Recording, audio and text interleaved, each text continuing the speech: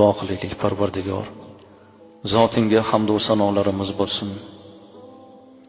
Sarvari koinot hazratlariga salovat va salomlarimiz, maqtov va olqishlarimiz bo'lsin.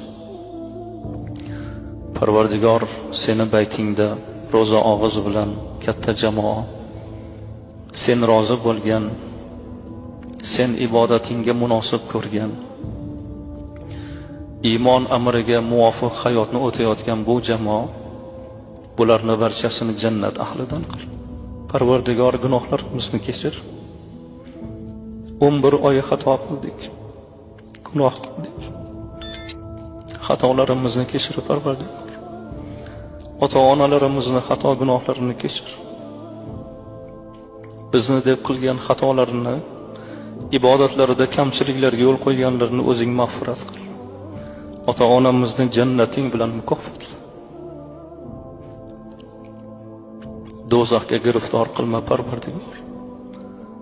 Seni bayting sari kelgan bu jamoani har birlarini qadamlariga ajr ber. Xonadonlariga nuring, rahmating, barakoting yog'dir. Ko'targan qo'llarimizni quruq qaytarma. Sendan so'rolmayapmiz. Qalbimiz to'lgan. Kunimizni barakotli qil. Yurtimizni tinch, xalqimizni omon qil.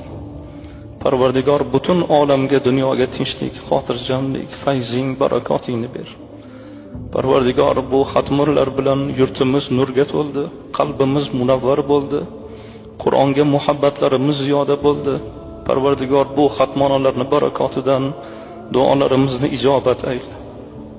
O'zingdan o'zgaga muhtoj qilma. Parvardigor, davlat rahbarimiz, muftiy hazratlari, barcha mas'ullarimiz olib borayotgan xayrli ishlariga o'zing ko'makchi bo'lgin. Aziz xalqimizni Parvardigor yomonliklardan asragin. Farzandlarimizga rushdi, hidoyat, tavfiq bergin. Bemorlarimizga shifoi komil bergin. Parvardigor, umrimizni poyoniga qadar shu yurtning ravnaqini ko'rib, farzandlar kamolini ko'rib, yaxshi niyatlarimizning ro'yobini ko'rib, duolarimizning ijobatini ko'rib, farzandlarimizni baxtini, saodatini ko'rib, zavqli hayot ko'rishligimizni barchamizga nasib et. Allohumma solli ala Muhammad va ala alihi va sahbihi ajma'in bi rahmatika ya arhamar rohimin.